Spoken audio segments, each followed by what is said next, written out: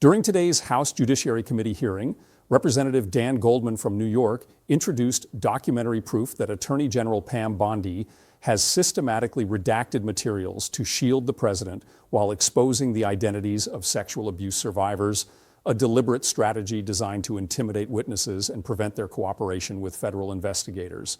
Goldman walked in with an unredacted email correspondence between Jeffrey Epstein and Ghislaine Maxwell containing Trump's own personal statements about his relationship with the convicted sex trafficker.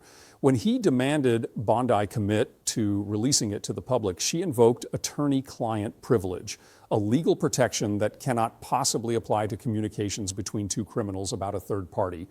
But the real bombshell came when Goldman revealed the smoking gun. A document titled Epstein Victim List contains exactly 32 individuals. The Justice Department redacted one identity. They exposed 31 others to the world. Someone examined that list and made a conscious choice about whose safety mattered and whose didn't. Then Goldman asked the survivors in the hearing room to stand. How many had actually met with the DOJ to share testimony? 0.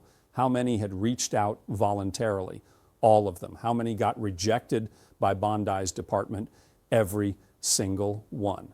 This is what selective justice looks like when an administration decides protecting the president matters more than protecting crime survivors from intimidation and retaliation. Ms. Bondi, I went over to the department yesterday for a couple of hours to review some of the unredacted materials. And I am looking forward to your detailed explanation for why you have withheld almost half of the documents, which is required by the bill. Now, obviously, there are 3 million documents, so I didn't get through much. But one thing I didn't see was the client list that you said you had on your desk a year ago. I did, however, find a couple of important documents.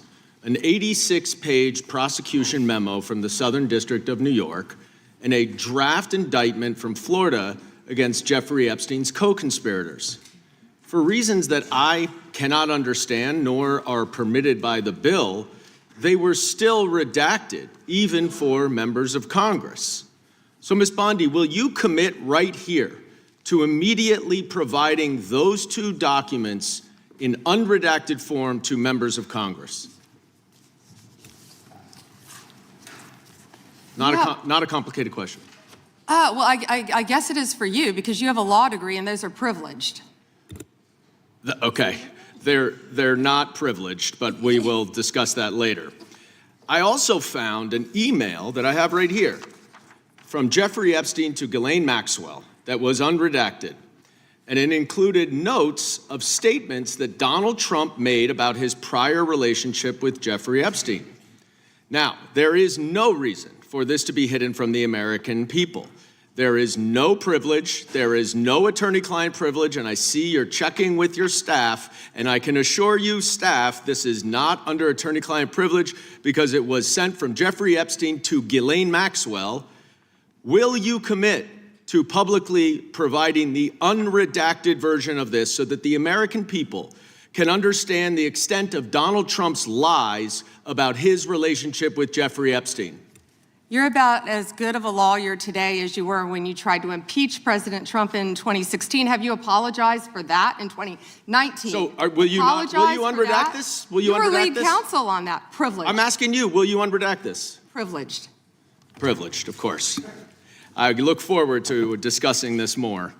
Now, these are obviously improper redactions. And let me stop for a minute. I'm talking. If they're not privileged, quiet. Don't yell at me. If they're not Mr. Chairman, would you stop the clock? This is on your time. It's not on Mr. If they're Goldman. not Even though privileged, you used your improper redactions, you'll like my answer. to If we continue review them to and they're not protect privileged, Donald Time belongs to we the will member. be happy to release them. We'll after stop the review. clock. We'll stop the clock.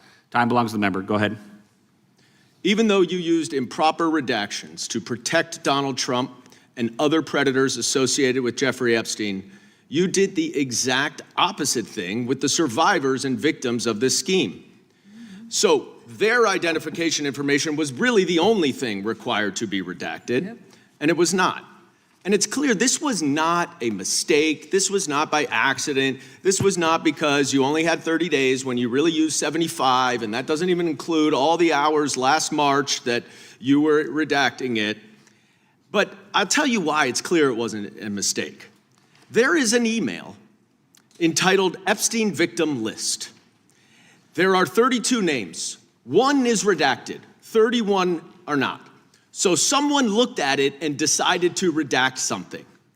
And I will tell you that that is clearly intentional to intimidate these survivors and victims. Now, in an interview last week... How will you tell me that's intentional? In an interview last week, Deputy Attorney General Todd Blanche... You can't go off script. ...said that any victim that wants to speak with the department has done so, hopefully. Well, thanks to the incredibly brave people sitting here behind you, we can actually ask them if that's true. Now, would the survivors and victims who are here please stand up one more time? Just by show of hands, how many of you or your loved ones actually have met with the Department of Justice and provided testimony and estimate and evidence? None.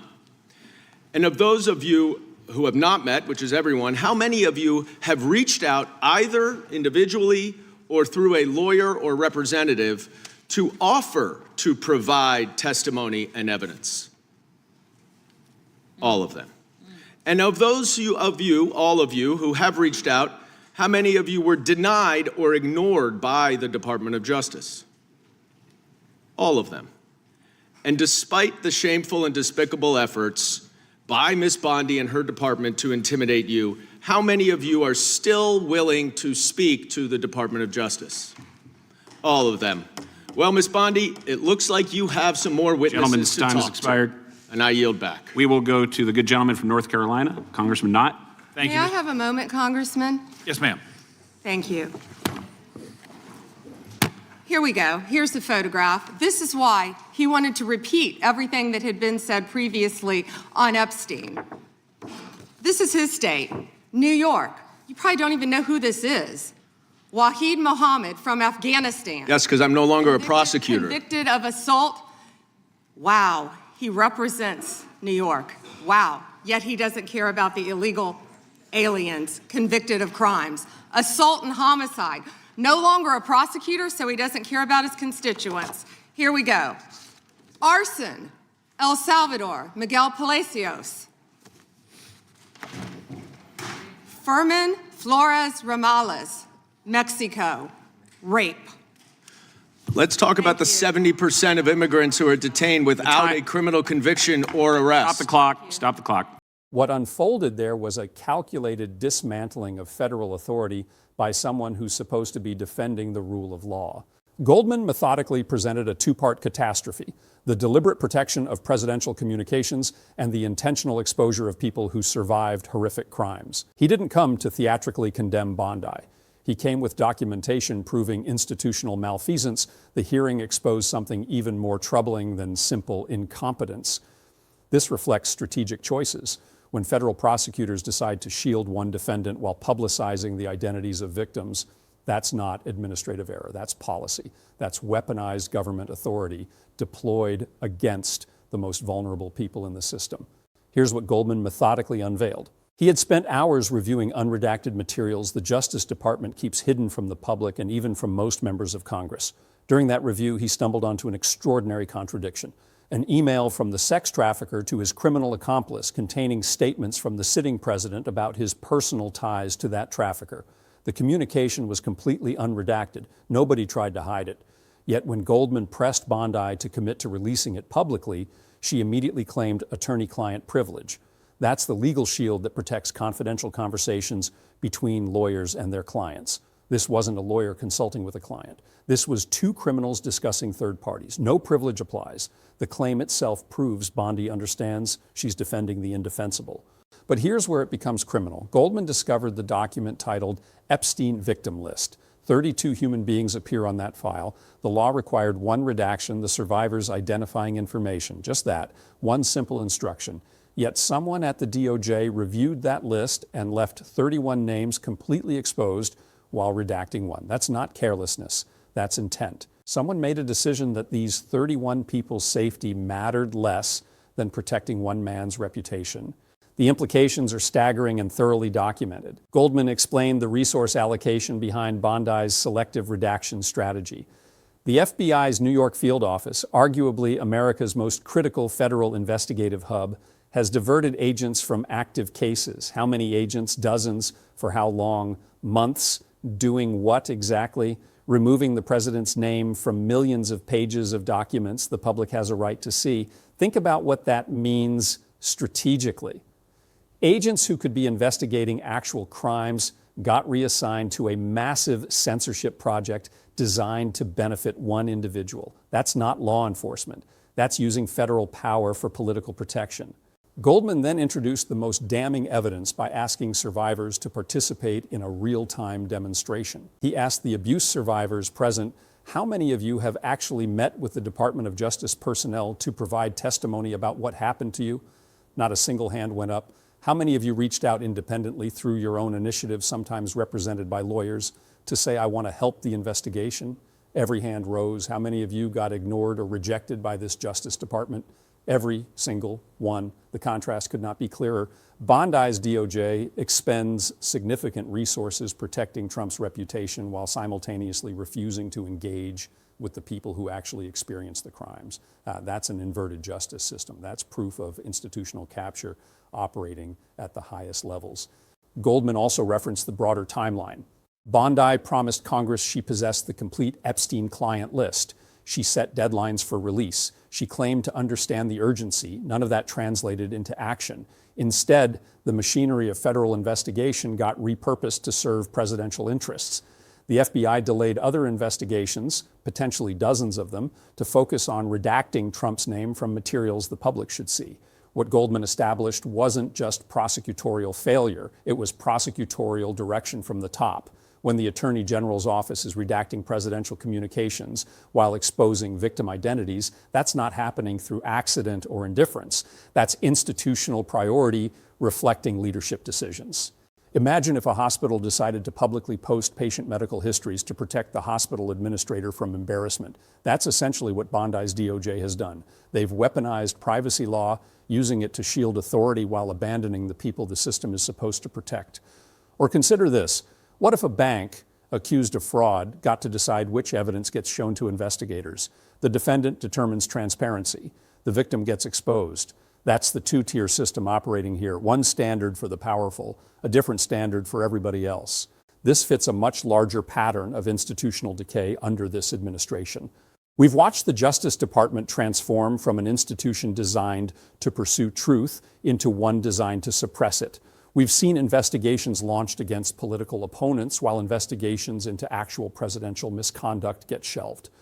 We've witnessed federal power deployed to intimidate journalists, suppress voters, and silence critics while criminals in power get protected. What Goldman exposed is how that intimidation operates at the systemic level. It's not just individual agents behaving badly. It's institutional direction from the top. When the Attorney General's office makes deliberate choices about whose information to expose and whose to conceal, those aren't mistakes, those are policies. The democracy-threatening aspect is that this happens in plain sight. Goldman brought the receipts to a public hearing. He made Bondi defend the indefensible. And despite overwhelming documentation, the system continues functioning as though none of it matters. Congress can expose corruption. The Attorney General can keep operating. That's institutional capture. That's what happens when the people with power to investigate also control the machinery. Here's what should genuinely terrify every American.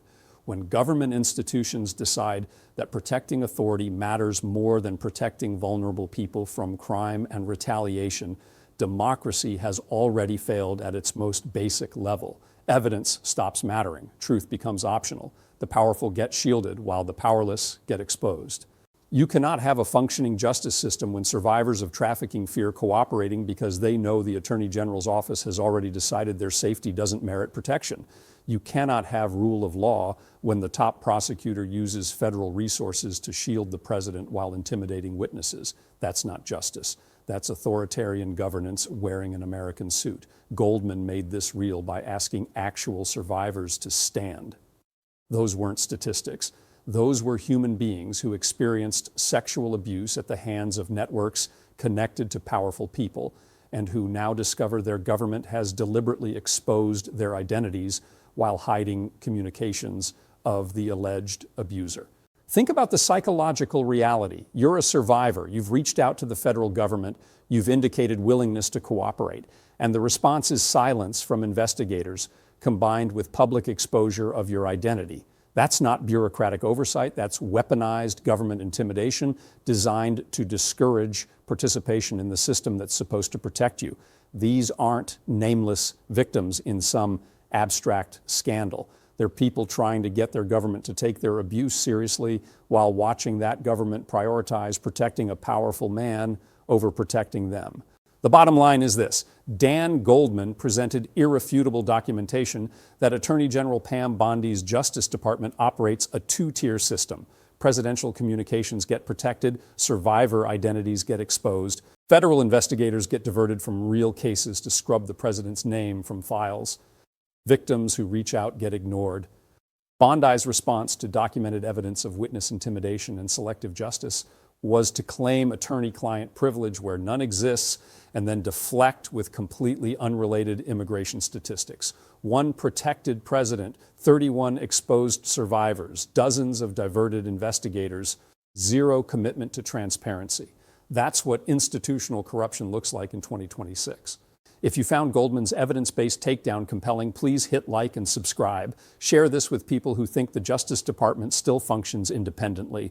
Turn on notifications for future videos exposing institutional abuse of power. Thanks for watching.